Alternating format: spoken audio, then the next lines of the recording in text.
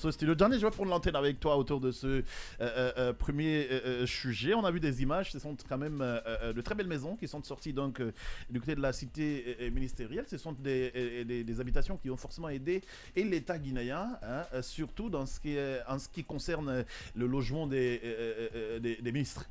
Oui, la République de Guinée était vraiment nostalgique de la construction d'une cité ministérielle pour les hauts cadres de l'administration, notamment les ministres de la République ici, parce qu'il vous souviendra que depuis 1958 ici, cette cité avait été construite ici et elle a été occupée, n'est-ce pas, jusqu'à l'avènement, elle était fonctionnelle jusqu'à l'avènement du CMRN le CMRN, au pouvoir. Et avec le général on a commencé à perdre donc, cette cité par l'appropriation privée des anciens ministres qui refusaient de quitter après l'exercice de leurs fonctions ici. Certains même s'en sont achetés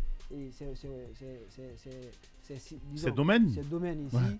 Et certains avaient transformé les leurs qu'on appelle en des restaurants, en des bars, en des maquis, en des pharmacies et consorts, donc où ils exerçaient finalement des activités privées qui étaient différentes de celles pour, disons, laquelle la cité avait été affectée au préalable. Donc quand le CNRD est arrivé au pouvoir ici, vous avez vu, comme chantier phare de l'ère politique, c'était de faire la récupération d'abord des domaines de l'État. C'est ainsi qu'ils sont allés déguerpir donc, des occupants donc de la cité ministérielle ici. Et après tout, il y a un marché qui a été accordé à l'entreprise guinéenne Dicopress, donc qui a quand même édifié les bâtiments là-dessus aujourd'hui. Et aujourd'hui, il n'y a pas récent, une ou 2 semaines, il y a le chef d'état-major général des armées, également aussi accompagné du haut commandant et de la gendarmerie nationale ici, qui avait effectué un déplacement donc, sur le site ici. J'étais des passages, j'avais observé cela ici. Donc pour connaître effectivement aujourd'hui quel est le niveau d'avancement des travaux de construction de cette cité ici. Mais à vue d'œil, pour les passants qu'on appelle de cette cité ici, ce sont vraiment des maisons dignes quand même du logement des ministres ici, parce que ne serait-ce qu'à visualiser l'architecture ici, on comprend qu'effectivement ça va servir en tout cas des cadres convivial durant le temps qu'ils voudront faire ici. En tout, on parle je crois, d'une cité qu'on appelle d'une villa de 39. Donc c'est 30. Excusez-moi, 30, 29 plutôt. Voilà, c'est le ramadan qui fait ça.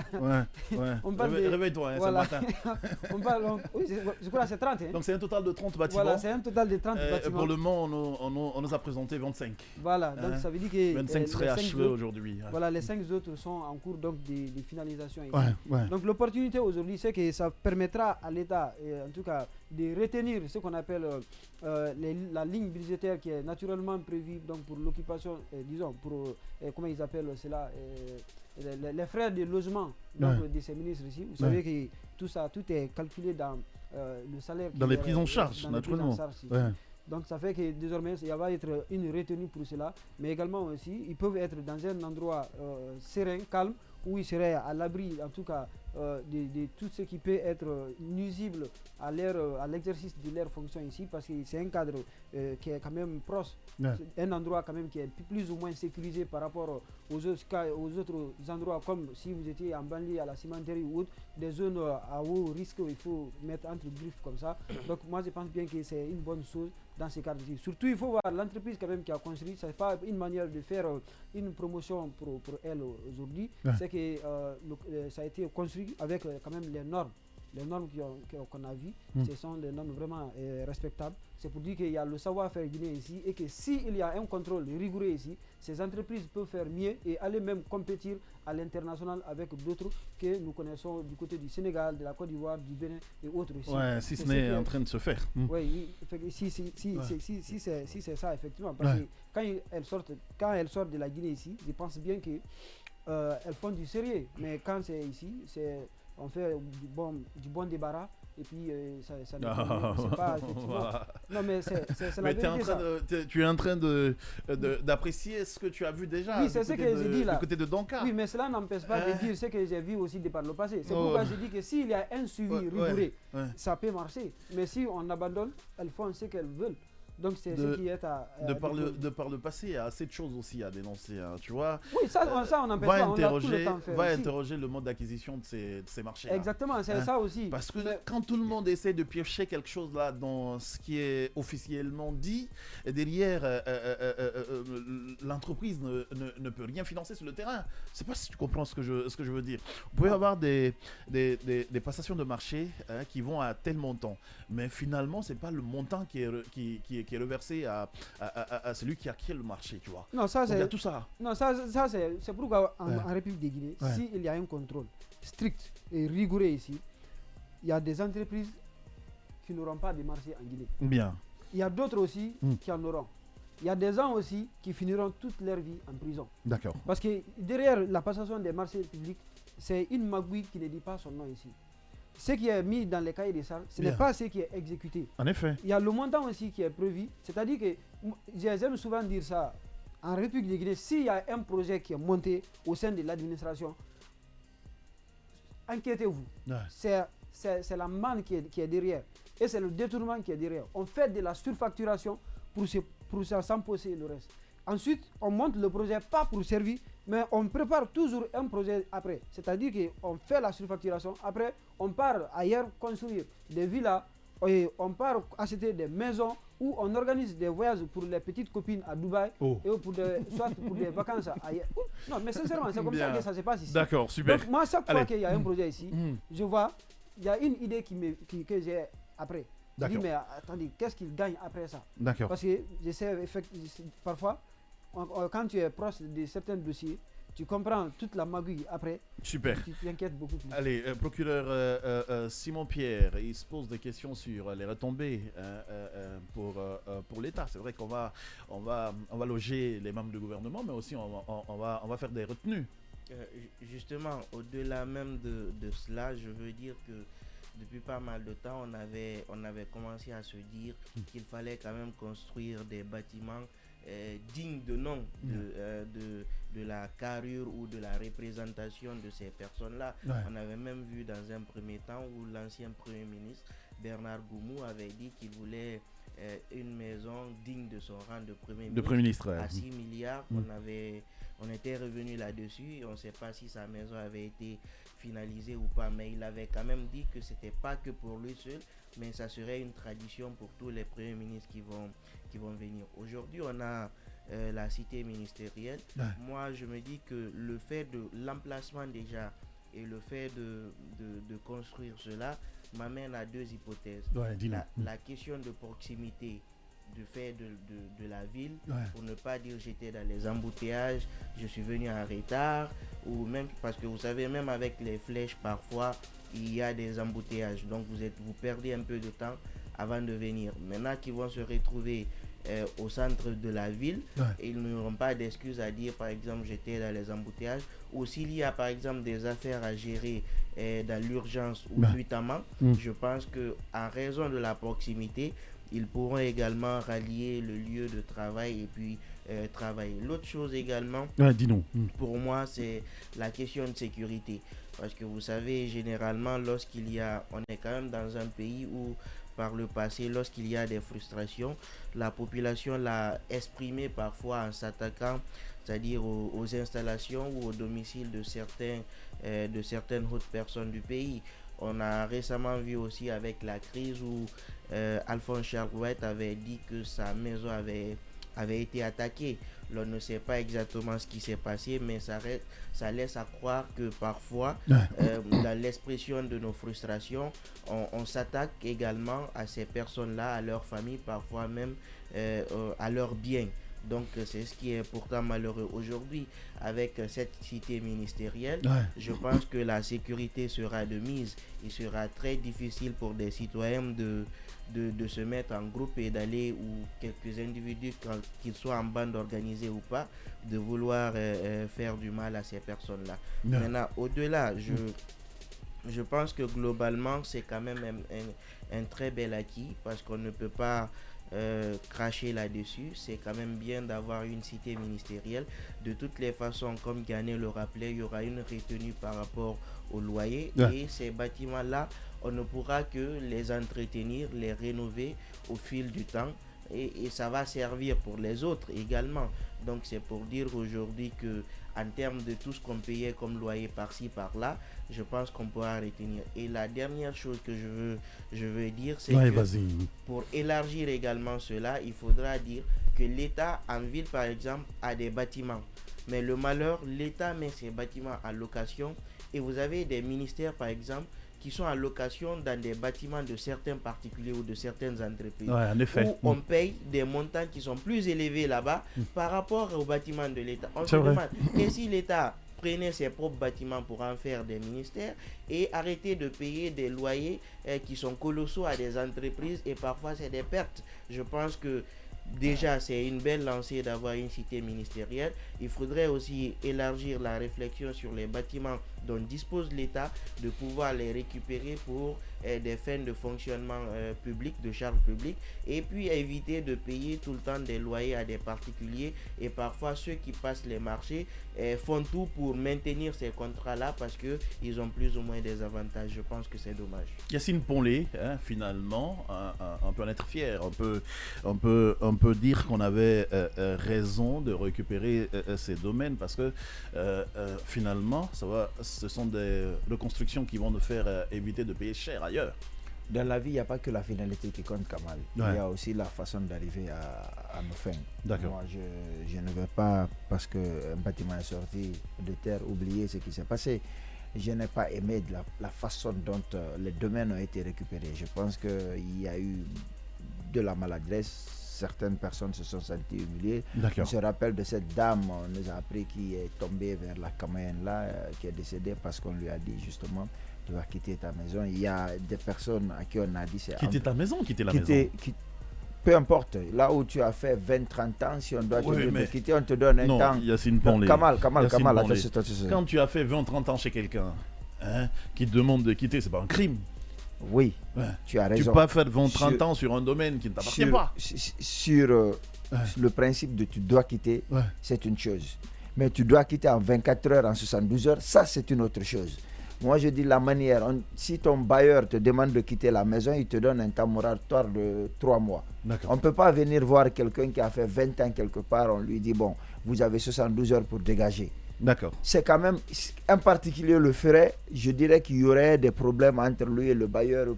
Mais l'État quand même a le droit de nous, devoir de nous protéger. Tu vois, et donc je n'ai pas aimé ça. Les bâtiments qui sont sortis de terre, c'est pas mal. Mais moi je dis, il ne faut pas qu'on s'arrête là. Et le problème qu'on fait, souvent, on s'arrête sur l'exécutif. Mais dites-moi, vous avez vu la Cour suprême? Vous avez vu le bâtiment de la Cour suprême? C'est pas digne d'une Cour suprême. D'accord. Vous avez vu l'habitation du futur président de l'Assemblée? Ça n'existe pas. En fait, on s'arrête sur l'exécutif, on dit oui, il y a des bâtiments, maintenant les ministres vont... Mais là, c'est un bon début. Oui, c'est un bon début, d'accord. Je ne dis pas que c'est un mauvais début. Qu'il y ait une extension. Il ne faut pas prier, Dieu n'est pas guinéen. Il faut mettre les moyens à disposition et travailler. Non, mais c'est la vérité, il ne faut pas prier. La prière a construit combien de maisons? D'accord. Tu penses que la Kaaba, c'est la prière qui l'a construite? Non, c'est des pierres qu'on a envoyées, on a construit la Kaaba. Je dis donc, si on devait prier pour construire quoi que ce soit, les Saoudiens ne travailleraient pas. D'accord. Alors, tu comprends que c'est une façon de parler. Non, justement, tu comprends que ce que je dis aussi est une façon de parler. Ce que je dis, c'est qu'on a aujourd'hui des domaines de grandes, le plateau de Koloma. On a construit là-bas, vous avez vu le bâtiment qui est là, il est très beau. Là où il y a l'ARPT là, c'est très beau. On peut construire combien de bâtiments comme ça? En fait, tant qu'on aura des villas pour l'exécutif, parce que les ministres travaillent aussi pour le pouvoir exécutif, et qu'on aura des taudis, des hameaux pour le législatif et le judiciaire, on ne peut pas espérer s'en sortir. Entre-temps, qu'est-ce qu'on fait pour les députés? Qu'est-ce qu'on fait pour les députés? Qu'est-ce qu'on fait pour beaucoup de choses? Je dis ce qui a été construit. Je ne dis pas que ce n'est pas bien. C'est très bon. Mais je ne veux pas qu'on considère ça comme un trophée de guerre. On te parle de 25 bâtiments sur 30. 30 bâtiments pour un État, entre nous. Est-ce que ça mérite qu'on s'enorgueillisse? D'accord. C'est ça aussi la question. Ça ne mérite pas qu'on s'enorgueillisse. Non. Moi, pour le moment, c'est pour les ministres. Oui, même si c'est pour les ministres. Même, je dis qu'il y a... Donc on se dit peut-être qu'on aura 30 minutes maxi. Qu'un État, on va dépasser cela, un État a construit 30 bâtiments. Un État a construit 30 bâtiments. Ouais. On est en train d'en parler, alors que des particuliers ont 10-15 immeubles ici en République de Guinée. Donc je dis qu'il ne faut pas qu'on en parle comme si c'était un trophée de guerre. D'accord. Moi, je vais commencer à applaudir lorsque je vais voir 5000 logements sociaux.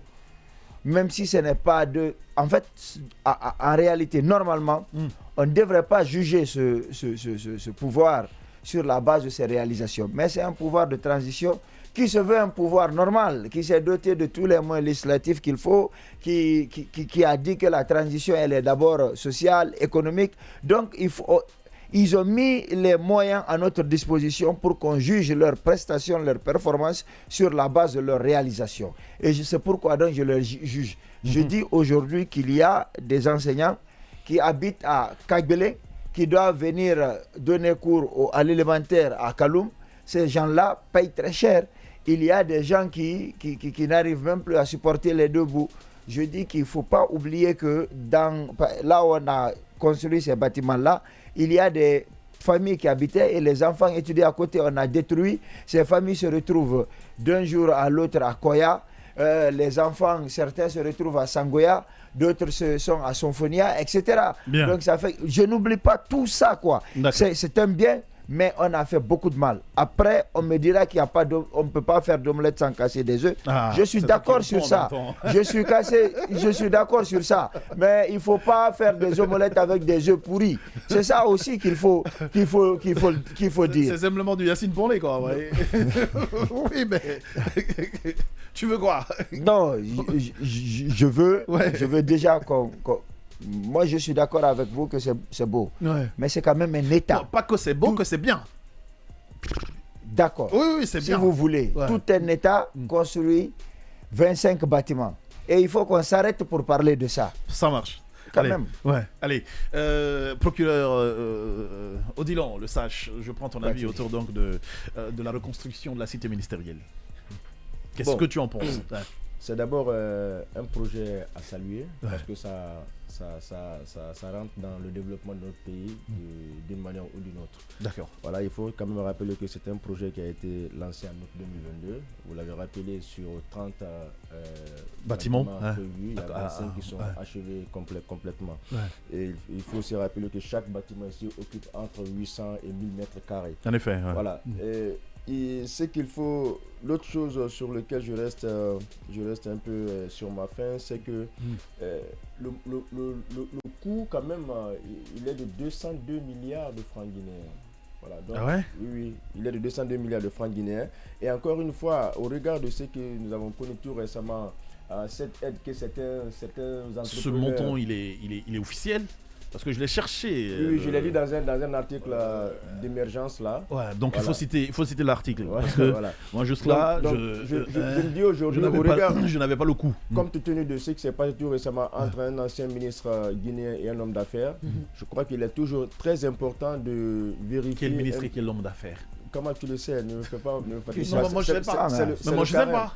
Alors, ce qui s'est passé entre l'ancien ministre Charles Wright, qui a reçu une faveur de la part de l'homme d'affaires KPC, il est toujours très important de vraiment aller fouiller pour savoir un peu est-ce que les montants qui ont été mis à la disposition... Est-ce que c'est une faveur? Attention. Est-ce que c'est une faveur? Bien sûr, c'est une faveur. Est-ce que c'est une faveur? Est-ce qu'il ne paye pas la location? C'est pas moi qui le dis, c'est Charles lui-même qui l'avait dit.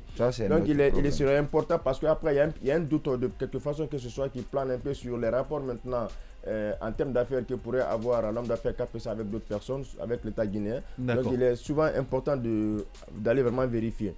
Alors, il y a quand même, quand on voit les bâtiments, ils sont hyper jolis. Hein. Voilà. Moi, je ne suis pas architecte, ils sont jolis. Non, moi j'ai vu les images, moi j'ai vu les photos. Mais je vais sur image quand même, c'est très joli. C'est pas mal, moi j'ai vu. Même de visu, moi j'ai vu les bâtiments. C'est pas mal, mais attends. Mais après... Maintenant, c'est son temps d'antenne, on va l'écouter. Tout ce qu'on a vu par le passé, par exemple, surtout sous l'ère du CNDD, voilà, les contrats que Guy Copresse avait pu... avoir avec l'État guinéen, on a vu que les réalisations n'étaient pas bien faites. Hein. On se rappelle un peu des fissures qu'on avait constatées sur les bâtiments du côté sur la même artère là. Hein. Quand on parle par exemple de la réalisation de la rénovation du Camboro et ainsi de suite. Voilà quoi. Donc les travaux n'étaient pas bien faits. Mais après, c'est Guy Copresse qui le fait. On peut l'en vouloir. Mais a priori, moi j'en veux à l'État parce que lorsque l'État, en tant que co-contractant dans la région des travaux publics, il dispose de ce qu'on appelle le pouvoir de contrôler les directions. Voilà. Quand vous avez donné un contrat à votre co-contractant, l'État a l'obligation, c'est un de ses pouvoirs-là, il doit contrôler, voilà. Il a le pouvoir de contrôle de direction. Donc, si KPSA, si Guicopré ou les entreprises font mal le travail en Guinée, moi je ne les en veux pas. C'est parce qu'il y a manqué ce contrôle-là en tant que tel. Maintenant, aujourd'hui, les bâtiments, je disais qu'ils sont jolis, mais encore une fois, comme les routes qui sont en train d'être faites toutes belles maintenant là, il faut donner du temps au temps pour savoir un peu le niveau de garantie. Voilà, parce que ce n'est pas la joliesse, moi, qui m'intéresse. Le niveau de garantie également de ces réalisations-là, c'est ce qui est très, très, très important à relever. L'autre chose, c'est quoi? C'est que je me dis, peut-être que je vais choquer certaines personnes, mais je constate ici une utilisation irrationnelle du domaine. On aurait pu peut-être construire des immeubles à l'étage qui pouvaient prendre beaucoup plus de personnes que de construire ces bâtiments, ces villas isolées. Voilà, une trentaine. D'autant plus que les gouvernements, les membres du gouvernement, ou bien le nombre de membres du gouvernement varie selon les gouvernements, selon la vision du chef qui est là. Il peut arriver qu'on ait plus de 30 ministres à un moment donné.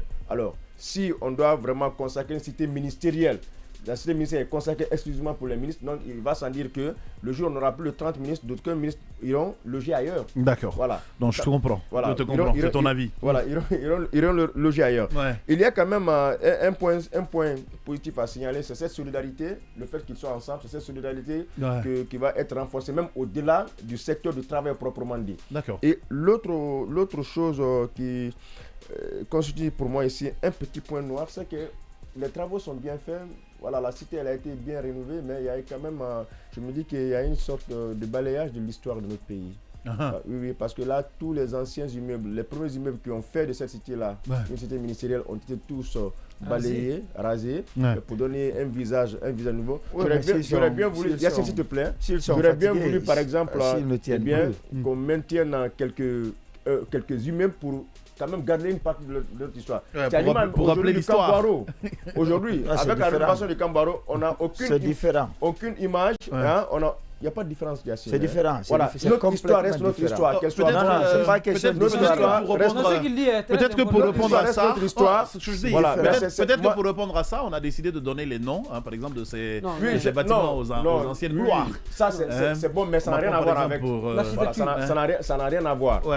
Encore, c'est un aspect à saluer parce que quand vous prenez les différents noms qu'on a donnés à ces immeubles-là, il y a des personnes que notre génération n'a pas connues. En effet, on a ceux qui ont séduit la Guinée. Banassidimé, ainsi de suite. C'est des personnes que notre génération a connues. Mais il y a d'autres, les télégalés, et consorts, ça c'est bien. Mais encore une fois, j'insiste sur le fait qu'on aurait pu garder au moins ne fût-ce qu'un ou deux immeubles là, voilà, pour marquer vraiment notre histoire. Merci beaucoup à toi, Odilon. Oui, vas-y, dis-moi, Simon-Pierre. On disait tantôt que c'était bien de construire pour des personnes physiques, mais je dis également il y a des personnes morales, pour l'État déjà, qui ne donnent pas une belle représentation. Prenez par exemple le tribunal de première instance. Yacine rappelait quelques... Non, il faut... Non, je parle des institutions cette fois-ci. Là, on est en train de parler du confort des ministres, sa sécurité, sa proximité et tout. Mais prenez là où on rend la justice, parfois, quand tu viens, on te dit c'est la justice. C'est-à-dire tu doutes, tu dis c'est ici on va trancher si j'aurais raison ou pas. Même la Cour suprême. La Cour suprême, à l'intérieur du pays, je vous assure, non, pas très loin, le tribunal de première instance de Dubreka, vous avez l'impression que c'est une salle de maternité. C'est-à-dire le couloir, vous voyez. Non, mais tu rentres. Heureusement, merci à Yanné qui m'avait fait visiter la fois passée. Parce que moi, j'ai visité... Je suis allé une fois, mais c'est... Les tribunaux de première instance de Conakry, la Cour suprême, la Cour d'appel. Mais Dubreka, tout près, c'est une salle de maternité. Maintenant, quittez là-bas, allez-y à l'intérieur du pays. Je vous assure, c'est pas sûr qu'il n'y a pas des chefs qui passent la nuit dans certains endroits. Aujourd'hui, on est en train de parler des institutions. On ne parle pas de personnes physiques qui va prendre sa douche, qui va appuyer et puis il est tranquille. Il a son fauteuil, sa petite famille. Non, je vous parle des institutions de la République, surtout de la justice par exemple.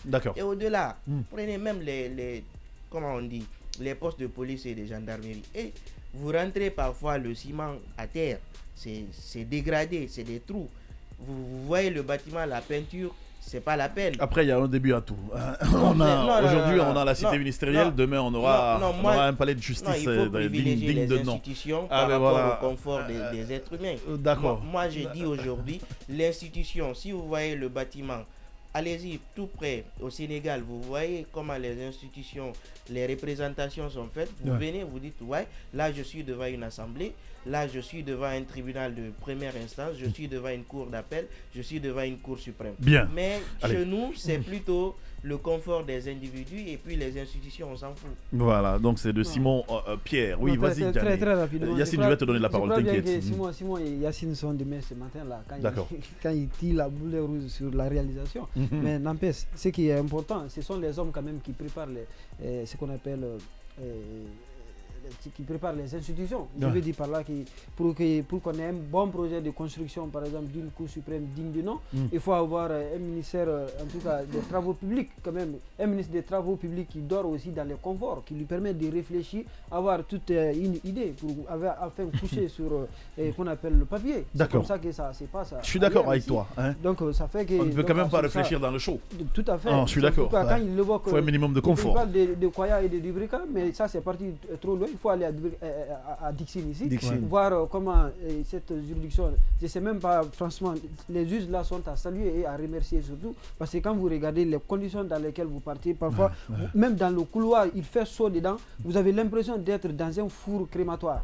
Ça, c'est aussi un autre aspect. Mais tout ça là, c'est important. Sur la question aujourd'hui de la cité ministérielle, moi je pense bien qu'aujourd'hui, Odilon a ouvert une brèche ici qui me semble être très importante. En créant, ne serait-ce que avoir ces vies-là aujourd'hui, je dis que ça permet à ces cadres-là de se mettre à l'abri des tentations. Parce que si KPC avait eu le courage, et peut-être je ne dirais pas au moment qu'ils scellaient leur pacte, s'ils étaient, il a eu le courage, peut-être la bonne foi, de loger notre très bouillant ministre anti-corruption dans sa maison ici, c'est qu'il a constaté que le monsieur était en location quelque part. S'il était dans une cité ministérielle comme ce que Yacine est en train de fustiger aujourd'hui, moi je pense bien qu'il ne serait pas allé là-bas aujourd'hui. Il ne serait pas allé là-bas. Donc c'est à ce moment aujourd'hui, il faut apprécier à juste valeur la construction de cette cité ministérielle aujourd'hui. Parce que ça fait un pas de plus, comme on aime à le dire souvent, que même si vous avez 1000 km à parcourir, il faudra toujours commencer par un pas. Voilà, il faut commencer quelque part. Oui, Yacine Ponlé, très rapidement, parce qu'il y a d'autres sujets aussi. Je pense que je n'ai pas tiré à boulet rouge sur la construction de la cité ministérielle. J'ai plutôt mesuré à sa juste valeur. J'ai dit qu'un État, dans son entièreté, a construit 25 bâtiments.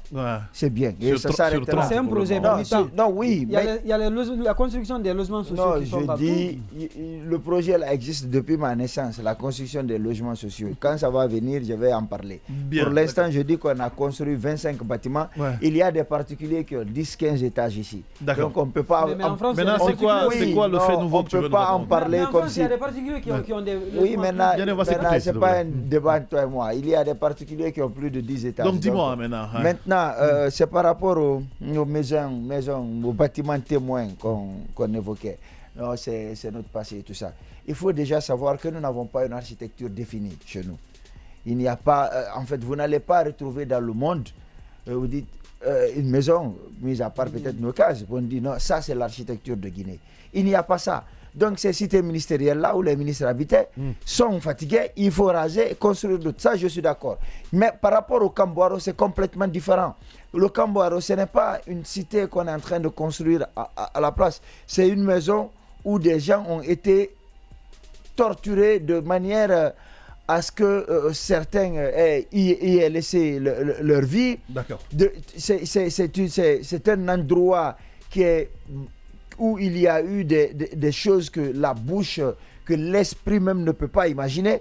Ça, c'est notre histoire. Il fallait garder les cellules-là. Ce n'est pas construire d'autres choses. Mais les bâtiments où des gens habitent, des bâtiments qui ne répondent peut-être à aucune norme de construction, des bâtiments que vous allez laisser là et qui vont tomber sur quelqu'un un jour, je pense que c'est une bonne chose de les avoir dégagés. Bien, super. Oui, peut-être.